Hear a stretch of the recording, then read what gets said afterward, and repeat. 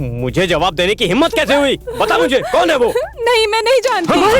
अरे ये क्या पागलपन है? छोड़ो उसे। पीछे हटो।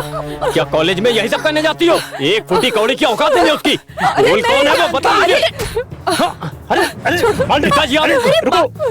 अगर उसने गलती की है तो उसका बाप अभी जिंदा है पूछने के लिए। तो पूछिए इससे कि कौन वो कमीना जो इसका प्रेमी होने का दावा करता है। बात क्या है? मुझसे बोलो बेटी। मुझे सच में नहीं पता, मैं नहीं जानती।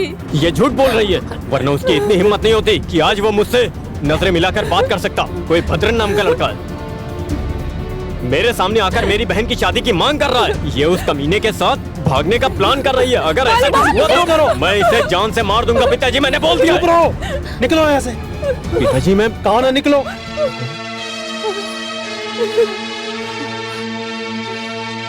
तुमने सुना नहीं मैंने क्या कहा? निकलो यहाँ से और घर में सबको शांत रहने दो।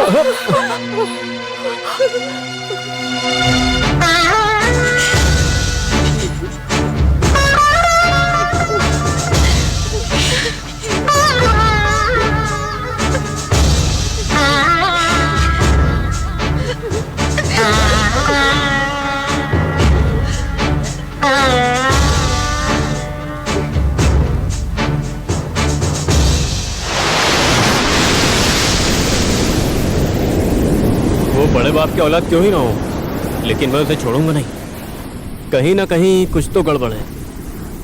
उसने कुछ तो सोचकर ये चाल चली होगी, लेकिन वो चाल है क्या? तुमने खुद कहा कि उसका कोई ठिकाना नहीं है, तो शादी करके तुम्हारी बहन को कहाँ लेकर जाएगा? नहीं, वो कहीं नहीं जाएगा। मुझ तक पहुंचने के लिए मैं उसे मजबूर करूंगा। मैं उसके ठिकाने का पूरा बंदोबस्त करूंगा, याद रखना। तुम थोड़ा शांत क्यों नहीं हो जाते हो? अगर कोई तुम्हारे परिवार को बर्बाद करने का इरादा रखेगा तो हम उसका जीना हराम कर देंगे, हम उसका अपहरण कर देंगे। देखो, झगड़ा करने के बाद तुमने घर छोड़ दिया। देखो, तुम पहले अपने घर जाओ और अपने पिताजी को मनाओ।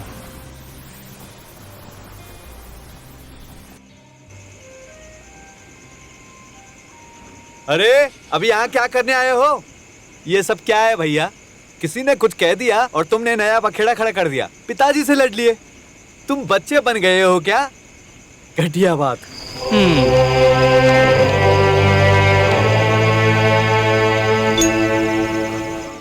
पिताजी वो एक घूंट बिना पानी पिए ऐसे ही मुखम्बिका चले गए। अपनी पूरी जिंदगी में मैंने तुम्हारे पिताजी को कभी ऐसी हालत में नहीं देखा। जाओ, जाकर खाना खाकर सो जाओ।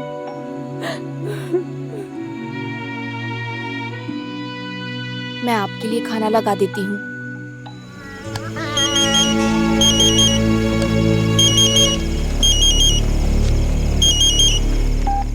हेलो मामा जी। क्या? पिताजी कौन से हॉस्पिटल में? ठीक है, मैं अभी आता हूँ। हाँ। क्या बात है? पिताजी को दिल का दौरा पड़ा है, उन्हें हॉस्पिटल में भर्ती किया है। क्या? अब क्या करेंगी? फिलहाल माँ को अभी कुछ मत बताना। पिताजी आज मेरी वजह से। सब कुछ ठीक होगा बालेटन, चिंता मत करो। मामा जी, चिंता की कोई बात नहीं है। अमेरिका से लौटते समय उन्हें बस में दिल का दौरा पड़ा था, माइनर अटैक था केवल। परेशान मत हो, अभी सब कुछ ठीक है। बाप रे। वो तो मैं यहाँ पर अपने दोस्त को देखने के लिए आया था, तो मुझे पता चला घर पर तुम्हारे और पिताजी के बीच में कुछ हुआ था क्या? मैंने बस मामूली सी पूछताछ की थी। खैर, बाकी सब भगवान पर छोड़ दो।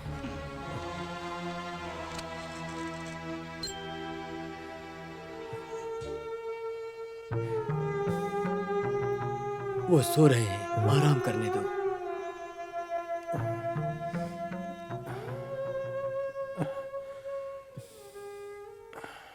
हरे राम राम राम हरे हरे, हरे कृष्ण कृष्ण कृष्ण हरे हरे, हरे राम राम राम हरे हरे। माँ, पिताजी आ गए।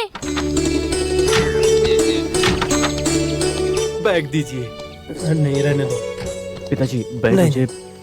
मैं चलता हूँ। शुक्र है आप आ गए। मैं आपके लिए कितनी प्रार्थना कर रही थी, कम से कम एक फोन तो कर देते। क्यों करते, बच्चों की तरह जो अरे गए थे। माँ, मैं फौरन जाकर पिताजी को वहाँ से लेकर आ गया ना, और रास्ते में तो बुरा हाल था। दादाजी मोम्बिका की रिंग कहाँ है? बच्चों, दादाजी अगली बार ले आएंगे, वहाँ सब बंद था। आप लोग अपनी पूजा करो, जाओ। सुनिए, हाँ? अब कैसी हालत है? हरे राम राम राम हरे हरे। ये कौन सी नई आदत सीख ली, आते ही लेट गए बिस्तर पे। कुछ नहीं। माँ, मैंने आपसे बताया ना कि हड़ताल की तू वजह चुप से कर। आपको क्या हुआ? आपका चेहरा उतरा हुआ लग रहा है। कुछ नहीं हुआ है, कुछ नहीं। असल में पिताजी को हल्का सा दिल का दौरा पड़ा था, हम लोग हॉस्पिटल हे गए थे। भगवान, ये मैं क्या सुन रही हूँ? हॉस्पिटल? अकेले जाएंगे? ये अकेले नहीं थे, मैं और मामा जी साथ में थे। आपको क्या हुआ?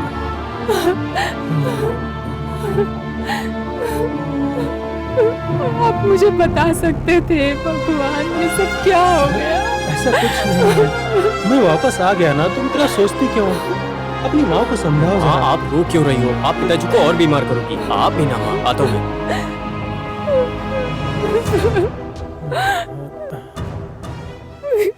हेलो, अमृतांदा बाई हॉस्पिटल? यस, क्या मैं डॉक्टर से बात कर सकता हूँ? श्रीयान साहब बाहर गए हैं, उनके मोबाइल पर कॉल कर लीजिए। वालेडन, पिताजी तुम्हें बुला रहे हैं। हाँ। बेटा, कल तुम्हें कुछ खास काम है क्या?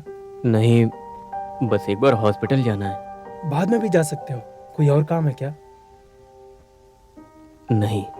ठीक है, मुझे बात करनी है।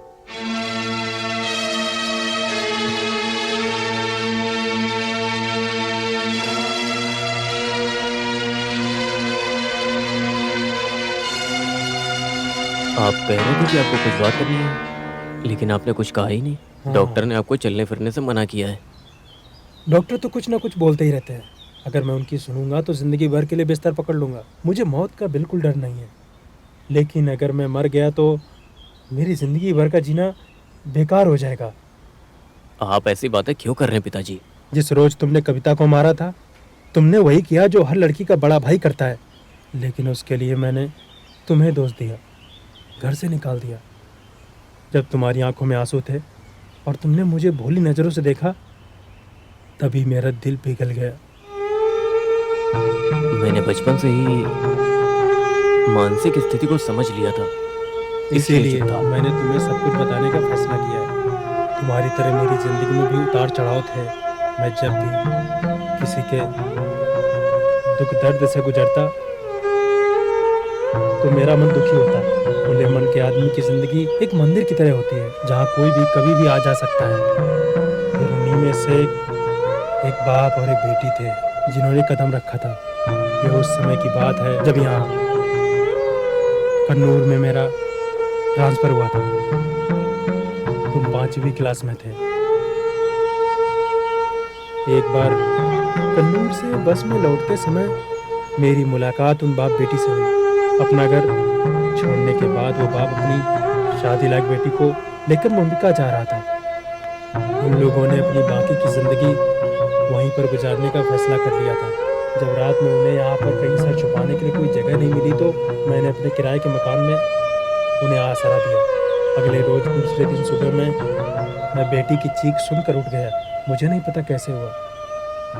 ये बात उसके दिमाग में भगवान ने डाली थी या शैतान ने, पता नहीं। जैसे बाप ने खुद को फांसी लगा ली और उनकी बेटी उसके सामने बैठी हो। भगवान, उस बेटी की आंखों में आंसू देखकर मुझे बहुत ज़्यादा दुख हुआ। बेचारी।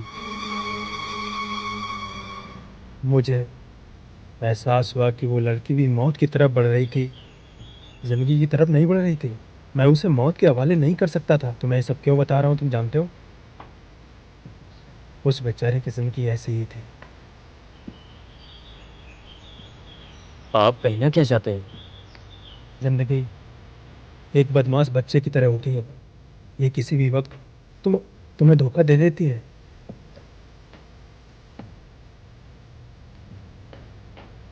तुम्हें पता है, मैं जब भी घर से जाता हूँ तो तुम मेरी माँ से नजर नहीं मिला पाता हूँ।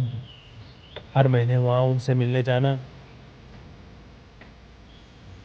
जो तुम्हारी बहन से शादी करने के लिए तुमसे मिला था, तुम्हें पता है तुम्हारी बहन के बारे में बात कर रहा था, वो कविता नहीं है, वो तुमसे की बहन है।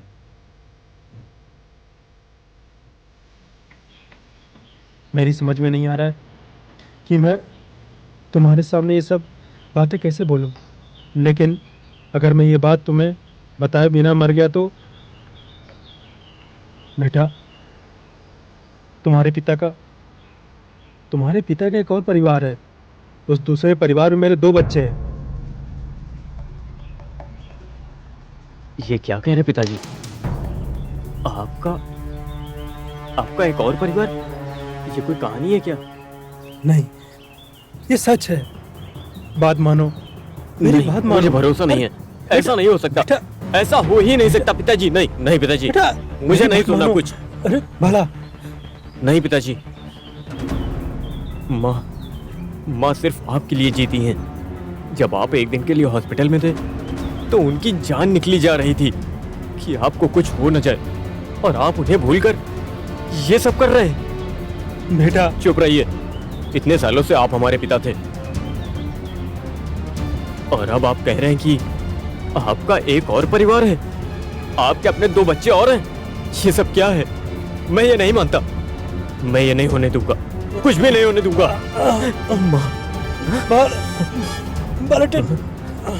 पिताजी,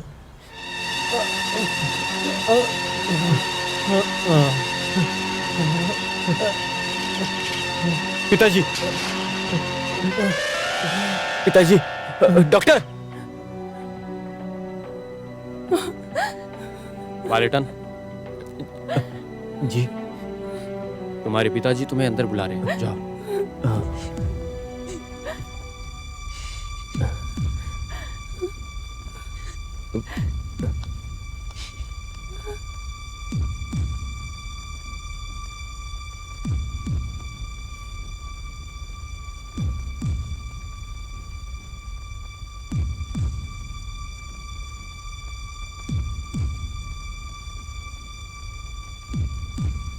बैठ जाओ। वो लोग बहुत भोले, मजबूर हैं, उन्हें अनाथ मत कर देना। घर की मचान में एक डिब्बा रखा है, उसके अंदर उन लोगों का पता रखा है। तुम्हारी माँ बहुत भोली है। इतने सालों में तुम्हारी माँ ने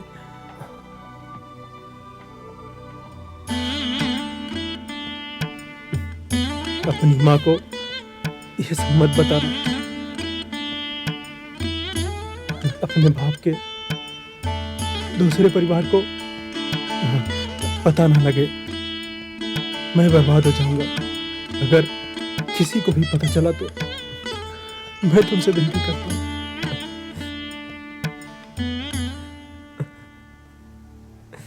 बेटा मेरी बात सुनो। कभी भी उनके बारे में अपनी माँ को मत बताना, मुझे माफ कर देना बेटा, बेटा, बेटा।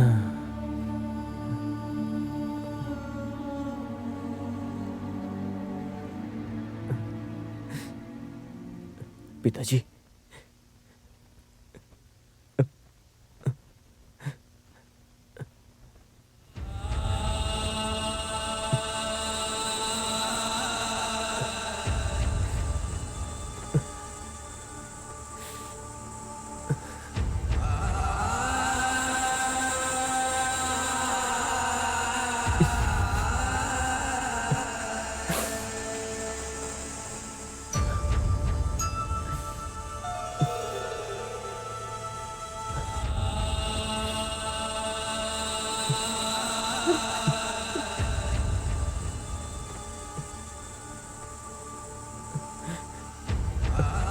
उन्होंने कुछ कहा